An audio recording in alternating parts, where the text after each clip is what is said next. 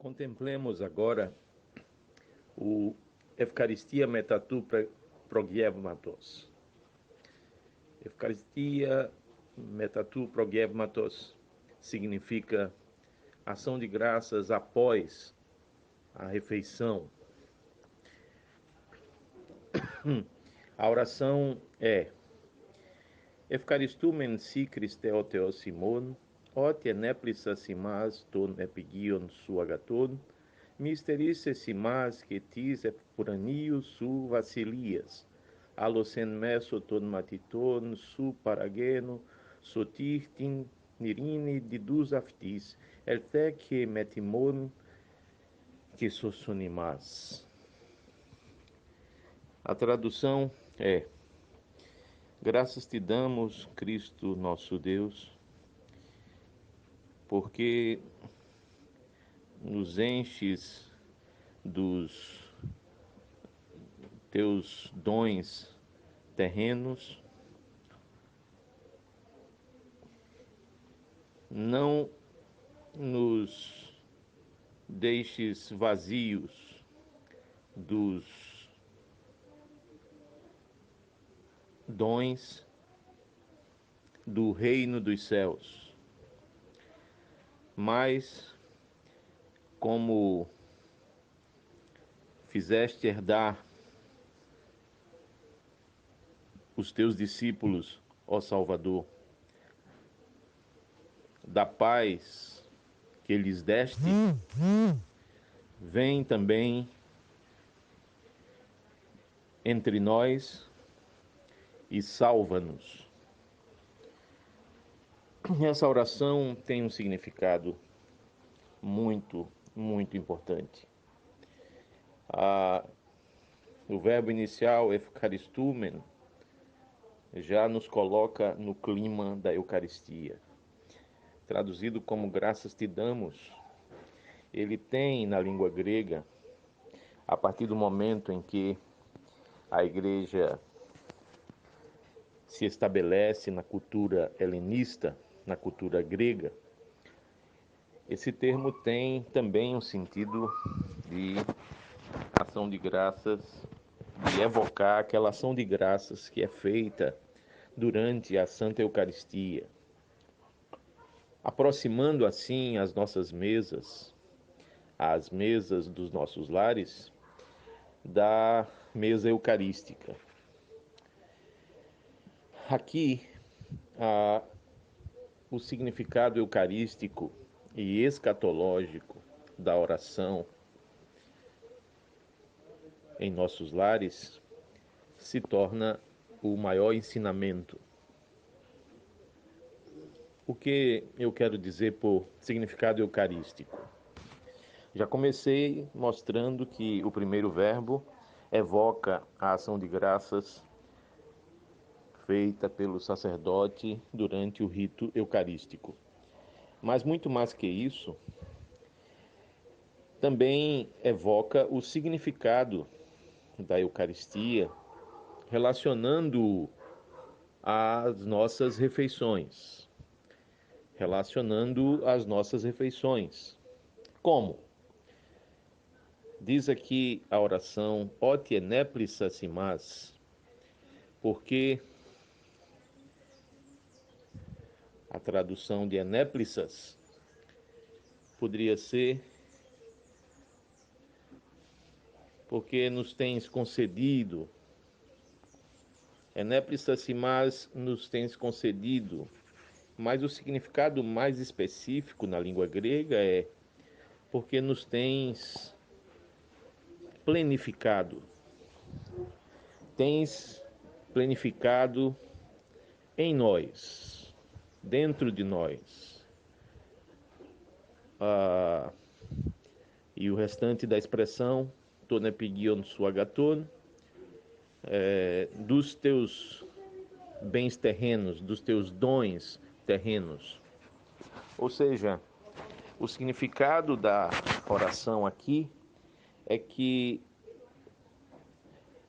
a nossa gratidão pelos dons ou pelos presentes, pelos bens terrenos, inclusive a comida, que Deus nos concede é uma gratidão que vai sendo interiorizada e nós vamos nos sentindo cada vez mais plenos. Ou seja, a comida não é um simples comer, mas é mais que isso. É ser tomado pela plenitude daquilo que se avizinha, daquilo que está por se aproximar, aquilo que nós confessamos no credo, o reino que há de vir. E a oração continua dizendo: Misterisse mas tis sepuranilsu vasilias, e não nos prives do teu reino celestial. A ideia aqui é que é de esterilização. O verbo esterices vem da raiz da palavra esterilizar em português, que significa, tanto no grego como no português, ir queimando até fazer extinguir aquela ou dada substância, aquilo que se está esterilizando. Então, o pedido da oração aqui é: não extingas em nós o teu reino celestial. Porque, meus queridos, a alimentação, se não é feita com ações de graças, com essa ação de graças que nos plenifica, então o reino celeste vai sendo esterilizado, ou seja, vai sumindo dentro em nós. Esse é o motivo para a oração pedir que, enquanto comemos, sejamos plenificados com os dons terrenos, ou seja, sejamos tomados com o sentido do mais profundo das refeições,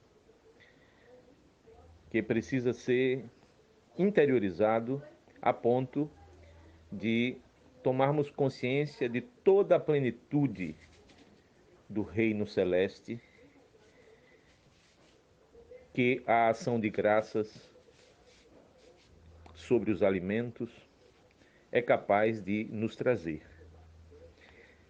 Trata-se de uma plenitude antecipada. Por isso eu falava há pouco do sentido eucarístico escatológico da refeição cristã. Escatológico porque diz respeito àquilo que está por vir, as realidades últimas, as realidades do reino dos céus. Elas se avizinham, elas estão por vir. E é preciso que no presente e a cada refeição tomemos consciência delas, sejamos tomados interiormente por essa plenitude do reino dos céus, onde não careceremos, não necessitaremos dos bens terrenos, mas viveremos por toda a eternidade na plenitude da saciedade. Lugar onde não há mais necessidade alguma, pois estamos em Deus, em Cristo, no seio da Santíssima Trindade. É isso que o final da oração nos diz quando reza Alosen mesoton matiton su paragenos sotir, tinirine de dos aftis, ertheke metimon que sossonimas. Traduzido: mas, como no meio dos discípulos, dos teus discípulos, entregaste ao Salvador a paz, concedendo a paz aos seus corações, vem também entre nós e salva-nos. Vejam que essa parte da oração compara essa experiência de que precisamos tomar consciência a cada refeição, compara essa experiência àquele momento em que Jesus estava no cenáculo, celebrando a primeira Eucaristia e ali instruindo os apóstolos. E ali naquele cenáculo, ele disse com toda clareza: deixo-vos a paz, vos faço herdar a paz, concedo-vos a paz. Então a oração evoca esse momento e diz que como Jesus deixou a paz como herança aos seus discípulos, que ele venha entre os que estão participando da refeição à mesa e opere a salvação. E desse modo, a salvação celebrada na primeira Eucaristia, cujo resultado é a paz verdadeira, a plena paz, a plenitude de paz. Essa salvação é solicitada, pedida, para que ao deixarmos a refeição, saiamos dela cheios da paz que é fruto da salvação operada pela Eucaristia. Essa salvação que, de algum modo, está por vir, mas que antecipamos a cada Eucaristia. Antecipação essa que experimentamos, ou devemos experimentar, a cada refeição no seio dos nossos lares. Essa é a contemplação da Eucaristia Metatu Progematos, a oração ou a ação de graças após a refeição. Note a expressão com que essa oração é designada: Eucaristia Metatu Progematos. E eu queria chamar a atenção nessa expressão, ação de graças, sobre ou após a refeição. Queria chamar a atenção para a preposição metá, que é traduzida como após. Porque a nossa ação de graças deve se estender não só para os momentos que vivemos depois que tomamos a Santa Eucaristia, mas a nossa ação de graças a Deus deve se estender para todos os momentos posteriores a cada refeição, quer o café da manhã, o almoço ou a janta. Ou seja, a nossa ação de graças, ela deve seguir dia após dia, momento após momento, em todos os lugares de nossa vida, como dizia e exortou São Paulo: dai graças em tudo ao Senhor nosso Deus, através de Jesus Cristo, Senhor nosso. Ação de graças, gratidão, deve ocupar os nossos corações a partir da Eucaristia e de cada refeição diária. Deve ocupar o nosso coração em todos os momentos de nossa vida, até a eternidade.